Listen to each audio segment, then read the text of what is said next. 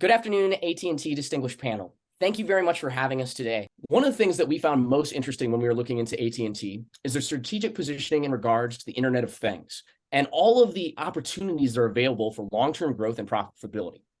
We started by looking at the current position, looking at traditional ISP and wireless connectivity, and looking at that there's only about 1.2% CAGR expected, and incremental profitability is getting harder and harder to realize.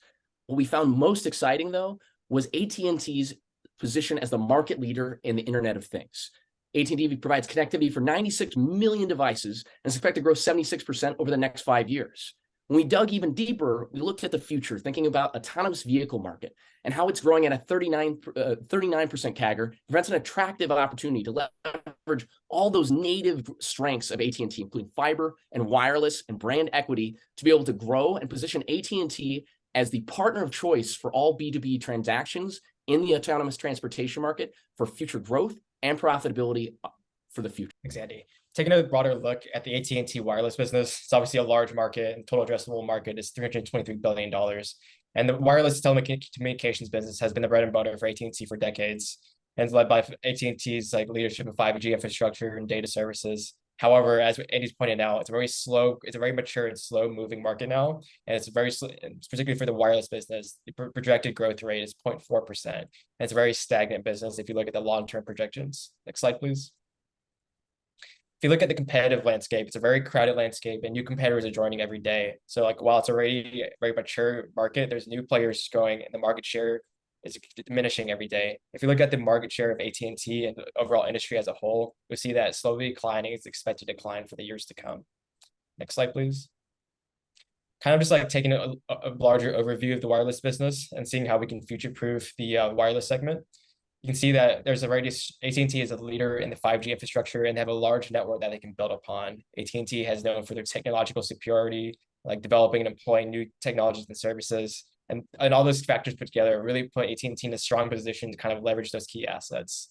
Some of the weaknesses that we'll look into is that because of AT&T's large footprint, it's been criticized for being slow moving and inflexible when it comes to shipping to market dynamics. Additionally, some of the public perception issues with the customer service complaints have kind of plagued AT&T's business as well. Then moving on to the threats, as we discussed, there's already a lot of new market entrants and the market's becoming very quickly saturated. Some of the ways we kind of mitigate those risks is by looking at some of the opportunities for growth in the 5G network and building that business further out. But as Andy discussed, the most interesting aspect for us is the IoT business. And AT&T has the opportunity to leverage its really strong network and kind of build the IoT business. Hand it off next to Pete. Thanks, Sam. Moving on next, we conduct analysis of the broadband market, which AT&T competes in as well. We did note that the market is slightly smaller, estimated at 138 billion. It's been characterized by rapid technological change with fiber optic cables and satellite internet coming online. The projected CAGR is slightly higher than wireless at 3.0%, but still not particularly high. Next slide. Conducting competitive analysis, similar to the wireless industry, AT&T competes with a few large national players such as Comcast, Charter, and Verizon, as well as smaller, more regional competitors that take up about 30% of the market. We have noted that AT&T has been on a downward trend in their market share of the broadband internet, and particularly last year was had a lower percent of registered revenue compared to competitors. So we looked at ways to maybe turn that trend around. Next slide. Looking at AT&T's strengths, similar to wireless, they have a wide portfolio of service and products. They offer DSL, fiber, and other needs to attract their broad base of clients, as well as an expansive network that is nationwide and provides connectivity ranging from major metropolitan areas to rural communities.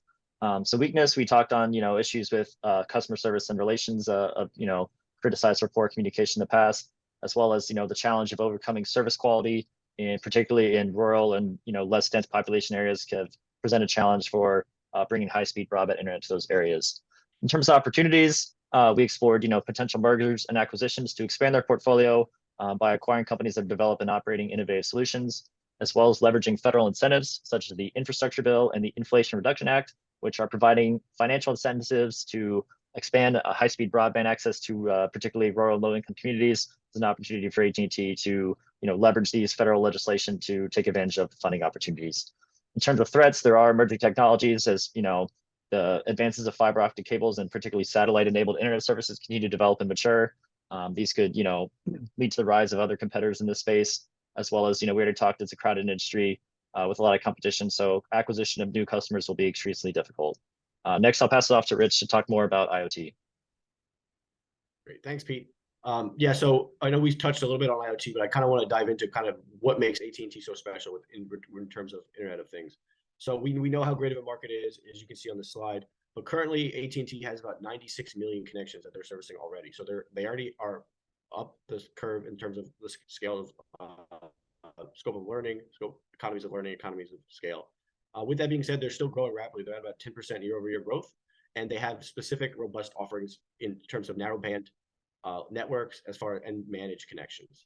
Another differentiator they have is their security services that they've acquired both through organic capabilities and through acquisitions that they've done in the past. But it really does provide a competitive advantage in the Internet of Things space when you're looking at their security capabilities.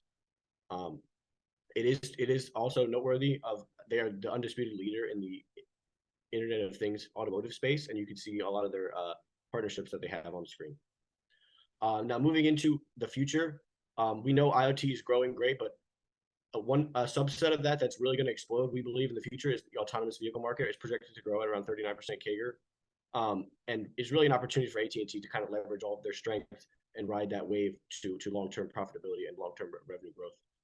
A kind of a drill down of that to kind of show because how wide scoped autonomous vehicles are is drone deliveries. I kind of have some numbers there, but the bottom line is the regulatory environment is changing rapidly. And as it becomes more commonplace, as the kind of the regulatory hurdles are met, it's really going to explode. It's going to present a really wonderful opportunity in terms of providing data to support these drone networks. And, Andy will get into that next. The reason the autonomous vehicle expansion is such a huge opportunity for AT&T is this explosion of data requirements. So starting with legacy vehicle networks, they required about a quarter of a gigabyte per second to be able to provide you normal information, communicate between cars, let you know you have maintenance data. Now, though, you have Waymo requiring up to 25 gigabytes per second just to provide enough ADAS sensor data to have safety for level 2 to 3 autonomy. And that is up there with around 20 for something along like advanced infotainment. If you want to watch a HD movie streaming in the back seat, those increased data requirements are a fabulous opportunity for a telecommunications company, especially one like AT&T that has fiber optic already embedded that allows you to traverse the country with those high speeds. And then the wireless nodes that's going to be able to push out into the countryside. So why does this terrestrial fiber network and the Wi-Fi combines in such a huge fusion power? Well, they need to have low latency for a lot of these abilities to move safely. They need to be secure so they can't be hacked. And those are two very big powers of AT&T. So when people are getting their drone deliveries, either via Amazon in the air or via some, like maybe a DoorDash has a ground drone delivering hamburgers, those need to be able to communicate and see and understand the way around them and allow operators to interact immediately. That increased data requirement is the opportunity that AT&T has. And by partnering with those individuals to provide high volume data packages with security, that is the opportunity that is going to absolutely allow an explosion of growth and revenue for them, as well as establish them as the people that are going to create a safe environment and help build that additional brand equity. Now, our key recommendations here. For marketing, AT&T should leverage existing strengths in fiber and wireless to build these B2B partnerships. They're the best. And make it known and know that they're going to be there for all these companies as they go out and try to expand into these autonomous and transportation industries. You want safe partners. You want partners you can know. AT&T is that. For finance, the capital expenditures to build the network are already going in the right direction. That existing fiber network combined with high capacity wireless nodes and potentially edge computing is going to create those high ARR partners in the autonomous vehicle market because they're going to need all those capabilities and to create increasing ROIC as those partners seek dominant market shares.